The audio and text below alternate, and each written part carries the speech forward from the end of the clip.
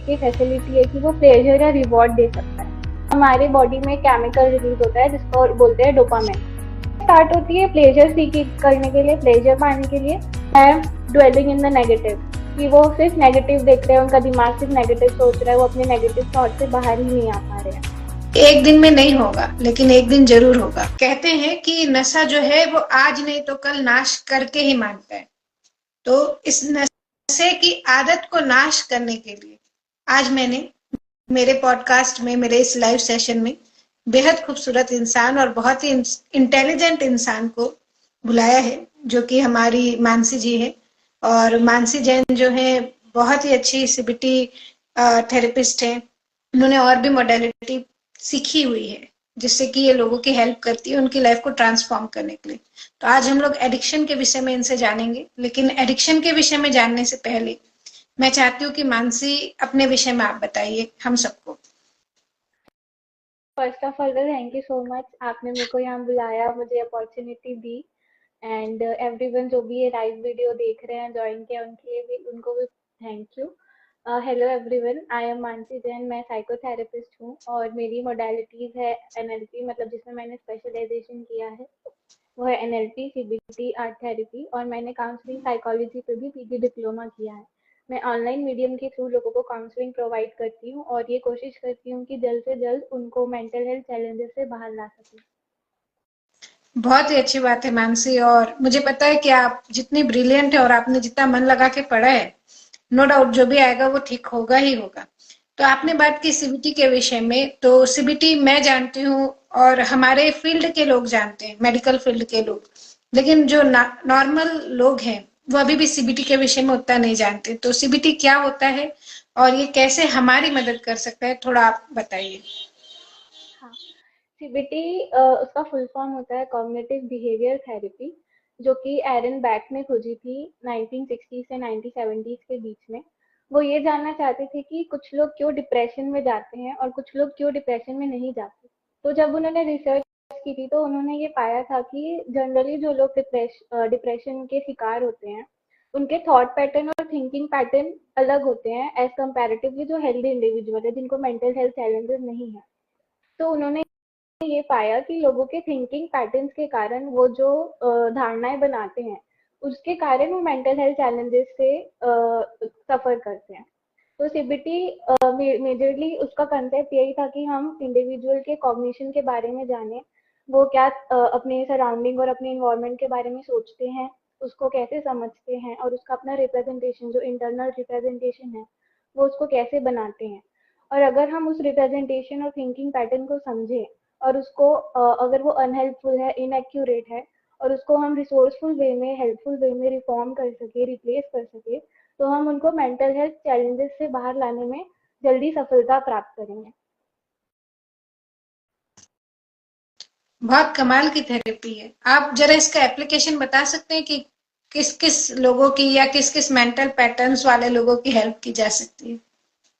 हाँ, CBT majorly depression, anxiety, PTSD जो post traumatic stress disorder होता है, एडिक्शन, ये सारी चीज़ों के लिए ज़्यादातर यूज़ किया जाता है, जिसमें हम कॉग्निटिव डिस्टॉर्शंस के बारे में पढ़ते हैं और उनकी हेल्प करते हैं कि वो कैसे उस डिस्टॉर्शन से बाहर आ सकें। थोड़ा सा डिस्टॉर्शन का मतलब समझा देंगे हमारी ऑडियंस को। डिस्टॉर्शन का मतलब ये होता है कि हम अपने जैसे कोई रियलिटी है, मेरे सिचुएशन है, मेरे इन्वायरमेंट में कुछ चीज़ हो रही है, हम्म। अगर कोई भी सिचुएशन मैं सफर कर रही हूँ या फेस कर रही हूँ, तो कई बार ऐसा होता है कि हम उसका एक नेगेटिव रिप्रेजेंटेशन बना देते हैं। रियलिटी में वैसा कुछ हो रहा नहीं होता है, पर मैं उसको ऐसा मान लेती हूँ कि वो नेगेटिव है या मेरे लिए वो चीज़ अच्छी नहीं है। उसके कारण फिर मैं या तो स्ट्रेसफुल हो जाऊंगी या तो फिर मैं अच्छी चीज़ें नहीं सोच पाऊंगी, तो हो सकता है कि मैं डिप्रेशन में भी जा सकती हूँ। बहुत सही है। जैसे ही हम घटनाओं को मीनिंग देते हैं वैसे ही हमारी लाइफ में चीजें होती है। हाँ, तो सही बात। राइट। डिस्टॉर्शन में हम पूरा ही गुड़ गोबर कर देते हैं एक तरीके से सारे इवेंट का। हाँ, अगर लेमन लैंग्वेज में कहूँ तो। मानसी जी, जैसे हमने आज टॉपिक सोच के रखा है एडिक्शन के ऊपर, तो मैं सबसे पहले तो ये जानना चाहूंगी एडिक्शन मतलब क्या, क्योंकि बहुत एक ऐसा मतलब एक अनक्लियर वर्ड है ना एडिक्शन। हम्म। तो जरा इसको आप समझाएं। बेसिकली अगर हम इसके लिटरल मीनिंग में जाए तो इसका मतलब ये होता है कि we are seeking something to consume और to behave in a certain way. हम उसके लिए हम्म। कंपेल हो जाते हैं या कंपल्सिव हो जाता है वो हमारे लिए उस सब्सटेंस को या तो कंज्यूम करना या पर्टिकुलर बिहेवियर में इन्वॉल्व होना। तो जब वो चीज हम उससे दूर नहीं रह पा रहे हैं चाह कर भी, जबकि हमको पता है कि वो हमारे लिए हार्मफुल है, तब भी हम उस चीज को कंटिन्यू कर रहे हैं और उसको बंद नहीं कर पा रहे हैं, तो वो टर्म हम उसको एडिक्शन के नाम से बोलते हैं कि ये we are addicted to something. Right. बहुत सही है। और एक चीज और है, ये है कि जब हम लोग एडिक्शन की बात कर रहे हैं तो आज हम लोग बात करने वाले हैं अल्कोहल के ऊपर, जैसे कि हमने बात की थी अल्कोहल के ऊपर और स्मोकिंग के ऊपर मेनली। तो ये मैं जानना चाहूंगी कि ये जो एडिक्शन है वो इतना स्ट्रांग कैसे बन जाता है, इतना लोग इसके पीछे पागल क्यों हो जाते, दीवाने क्यों हो जाते हैं कि कुछ भी हो जाए वो कुछ भी छोड़ सकते हैं लेकिन इस चीज को नहीं छोड़ सकते। तो कैसे एडिक्शन हमारे ब्रेन को, माइंड को प्रभावित करता है, थोड़ा सा इस विषय में बताएं मैम। हमारा ब्रेन है ना वो ऐसे फंक्शन करता है, उसके में एक ये फैसिलिटी है कि वो प्लेजर या रिवॉर्ड दे सकता है। हम हम्म। पर्टिकुलर कोई चीज अगर कोई टास्क हम कंप्लीट कर रहे हैं या हम किसी लव्ड वन के साथ टाइम स्पेंड करते हैं तो उसके बाद हमें अच्छा लगता है, राइट, हम्म। हम अच्छा महसूस करते हैं, हमको इमोशंस भी अच्छे अच्छे आते हैं। पर ये क्यों होता सही। है? क्योंकि हमारे बॉडी में केमिकल रिलीज होता है जिसको बोलते हैं डोपामिन। जब भी हम हम्म। ऐसी कोई टास्क कर रहे हैं जिससे हमें अच्छा लग रहा है, हम किसी के साथ टाइम स्पेंड करके आ रहे हैं, तो वो केमिकल हमारे बॉडी में तुरंत रिलीज होता है, जिसके हम्म। कारण हम अच्छा महसूस करते हैं। सेम चीज होती है जब हम कोई सब्सटेंस कंज्यूम कर रहे हैं, अगर हम अल्कोहल कंज्यूम कर रहे हम्म। हैं या हम स्मोकिंग कर रहे हैं या कोई भी टबैको या कोई और सब्सटेंस का कंजप्शन कर रहे हैं, तो सेम डोपामिन हमारे बॉडी में रिलीज होता है जिसके कारण हम उसको और कंज्यूम करना चाहते हैं, क्योंकि हम वो अच्छा जो फील हो रहा है ना उसको और चाहते हैं कि हम और अच्छा महसूस करें। तो थ्रू टाइम क्या होता है कि वो जो डोपामिन लेवल है वो धीरे धीरे बढ़ने लगता है, और उसको हम्म। और बढ़ाने के लिए हम थोड़ा और सब्सटेंस कंज्यूम करते हैं, मतलब धीरे धीरे हमारी क्वांटिटी जो है वो बढ़ने लगती है, या तो हम उसकी हम्म। फ्रिक्वेंसी बढ़ा देते हैं। अगर हम दिन में एक बार अल्कोहल कंज्यूम करें तो कई बार ऐसा होता है कि लोग 2-3 बार कंज्यूम करने लगते हैं, क्योंकि उनको डोपामिन लेवल की आदत हो गई है, उनको चाहिए कि बार बार मेरे को वो फील गुड फैक्टर फील हो, बार बार वो हम्म। प्लेजर फील हो। तो शुरू में स्टार्ट होती है प्लेजर सीख करने के लिए, प्लेजर पाने के लिए, पर बाद में वो साइकिल ऐसी बन जाती है कि अगर उन्होंने सब्सटेंस कंज्यूम नहीं किया तो उनको पेन फील होगा, उनको वो डोपामिन नहीं मिलेगा, तो अब वो डोपामिन लेने के लिए सब्सटेंस के पीछे भागेंगे। मतलब शुरू में प्लेजर के लिए हुआ, फिर अभी up to avoid pain they are more into substance consumption.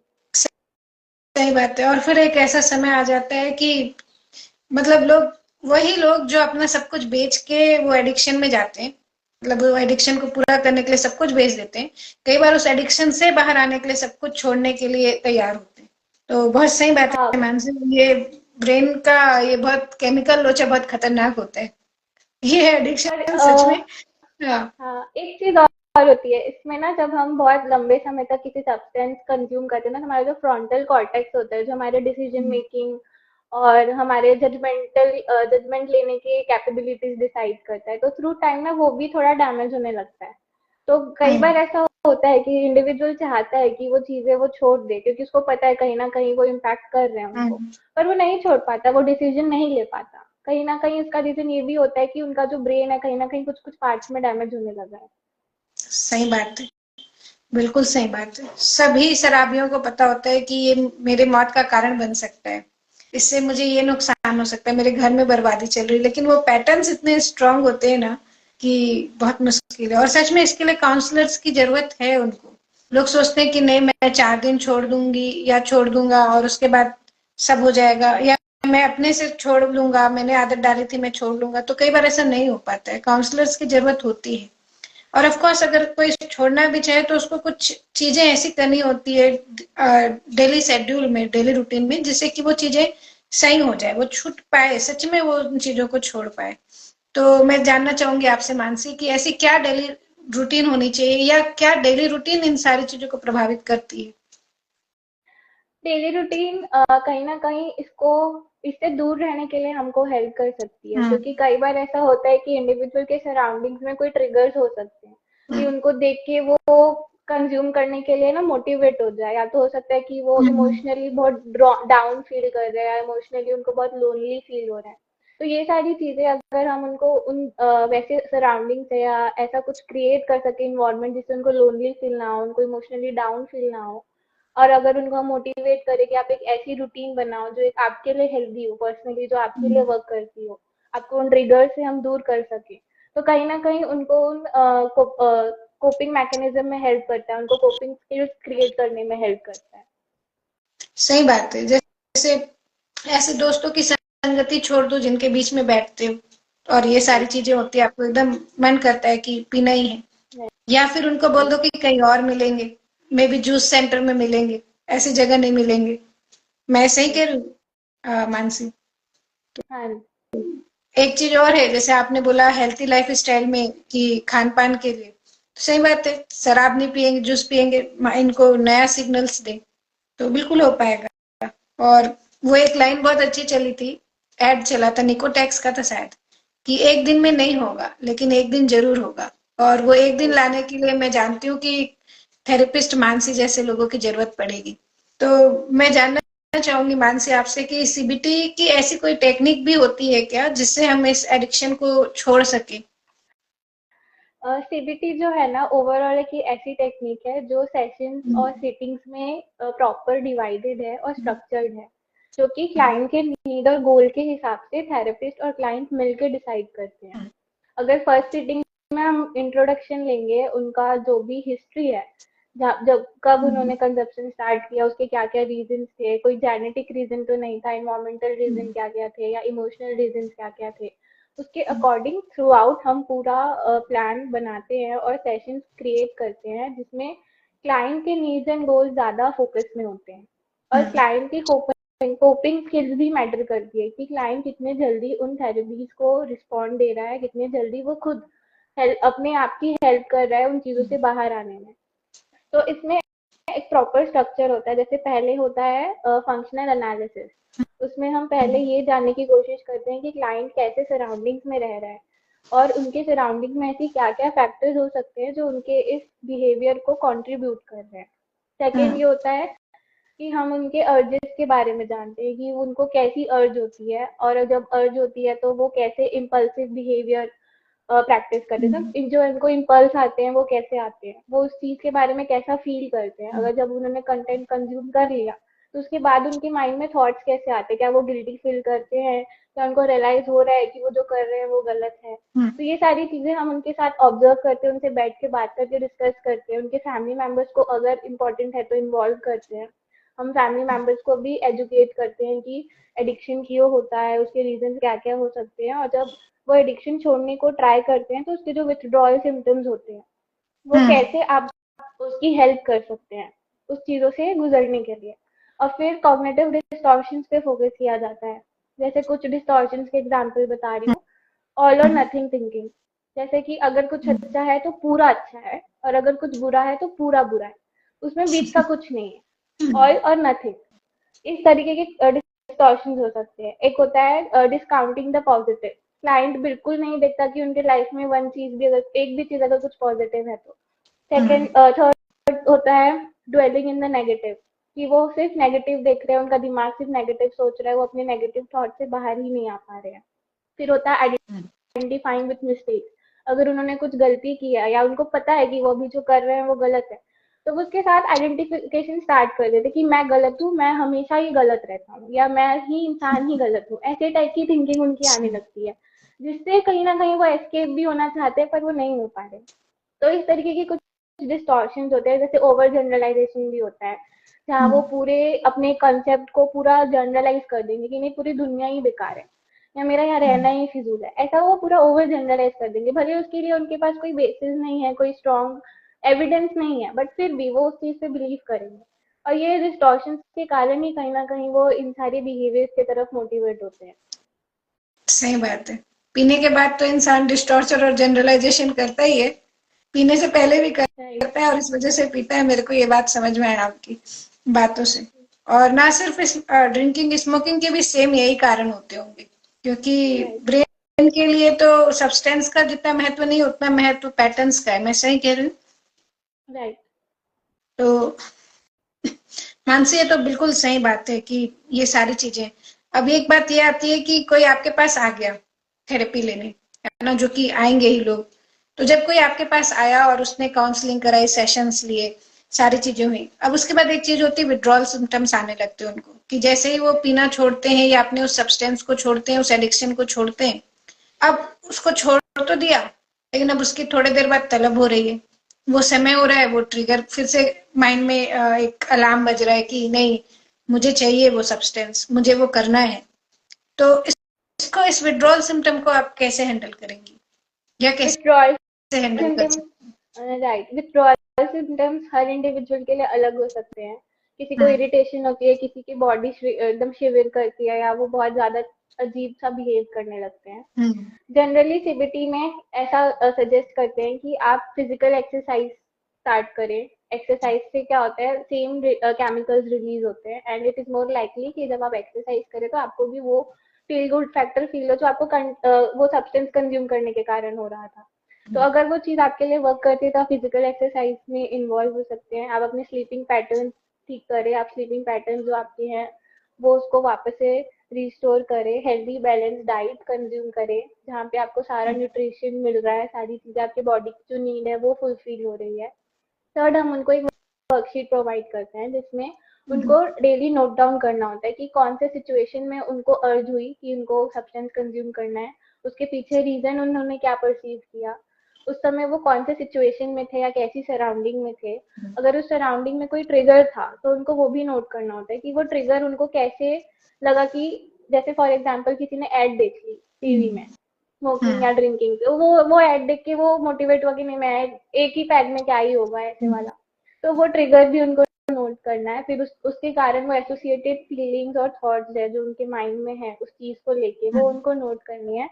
और उनका एक कोपिंग वे जो उन्होंने उस समय एट द मोमेंट अप्लाई किया, जो उनको कोपिंग चीजें बताई गई थी सेशंस में, अगर उन्होंने अपने आप को उस चीजों में अप्लाई किया, उस मोमेंट में अपने आप को रोका कंज्यूम करने से, तो वो क्या थी, वो चीज उनको नोट करनी होती है, वो चीज उनको डेली करनी होती है। तो थ्रू टाइम क्या होता है, उनका एक जो पैटर्न पहले था ना कि मेरे को लेना ही है, वो धीरे धीरे करके बदलने लगता है कि नहीं, मैंने पहले अपने आप को मैं सक्सेसफुली रोक लिया था तो मैं अभी भी रोक लूंगा। मैं अभी नोट करूंगा ये कोपिंग स्किल मैंने अप्लाई की थी तो ये मेरे लिए वर्क की थी, हो सकता है अभी फिर से वर्क कर ले। और अगर नहीं करेंगे तो हम उनको एनकरेज करते हैं कि आप खुद से कोई एक कोपिंग वे ढूंढे या हमको सजेस्ट करे जो उनके उनको लगता है उनके लिए वर्क करेगी। तो वैसी चीजें वो कोलैबोरेटिव वे में होता है काफी, कि आप बताएं आपको कैसा लग रहा है, आपके जो एक्सपीरियंसेस हुए सेशन से, सेशंस के थ्रू, सेशंस के बाद, उनमें क्या क्या डिफरेंस आपको लगा, और कैसे कैसे आपने जो कंजप्शन की जो आपकी आदत थी वो कैसे कैसे आपने डील की। हम एनकरेज करते हैं जब भी आपको ट्रिगर हो रहा है तो या तो आप प्ले हेल्दी डिस्ट्रैक्शन अप्लाई करें, या तो आप गेम खेल लें, या तो आप वॉक में चले जाएं, या आप किसी लव वन से बात करें जिसके बारे जो आपको समझता हो, आपको जज ना करता हो। आप उसको अपने फीलिंग के बारे में बताएं कि आपको उस समय कैसा फील हो रहा है। और अगर आपके पास कोई नहीं है तो आप हमसे आके बात करें, क्योंकि हम थेरेपिस्ट हैं, हमारा काम है आपकी हेल्प करना। तो ऐसे ऐसे कुछ कुछ वेज होते हैं जो हम क्लाइंट्स को सेंटर पे रख के बनाते हैं, क्रिएट करते हैं उनके लिए, जो उनके लिए ज्यादा वर्क करे। बहुत सही, बहुत सुंदर मानसी, बहुत कमाल की बातें बताई आपने।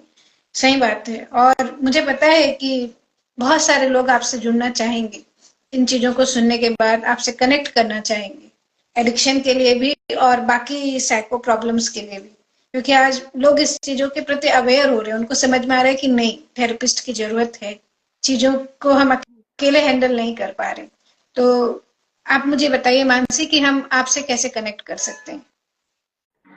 मेरा इंस्टाग्राम हैंडल है थेरेपिस्ट मानसी जैन के नाम से। आप चाहें तो मुझे डायरेक्ट उसमें मैसेज करें कि आपको किसी चीज़ की हेल्प है, तो मैं सामने से आपको मैसेज करूंगी, आपके लिए appointment date suggest time suggest करूंगी, जिसमें आप चूज कर सकते हैं कि हाँ मैं इस टाइम पे आपके साथ बात करना चाहती हूँ। मेरे मेरे ईमेल एड्रेस भी वहाँ पे एडेड है, कॉन्टेक्ट इन्फॉर्मेशन भी उस चैनल पेज पे है, आप अगर देखेंगे तो आपको मिलेगी। तो आप बिल्कुल मुझे टेक्स्ट करें, कॉल करें, and I will help you as soon as I can.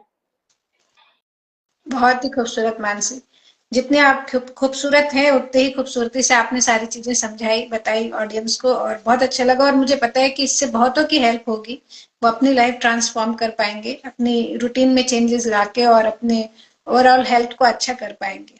तो thank you so much Mansi, आप आए और आपने इतनी अच्छी बातें बताई। और मैं चाहूंगी कि आप आगे भी हमें ज्वाइन करें जब भी मैं आपको बुलाऊं अपने लाइव सेशंस में, पॉडकास्ट में। और thank you so much for Thank you coming. Wish you a so great much for life. inviting me. You too. Thank you so much.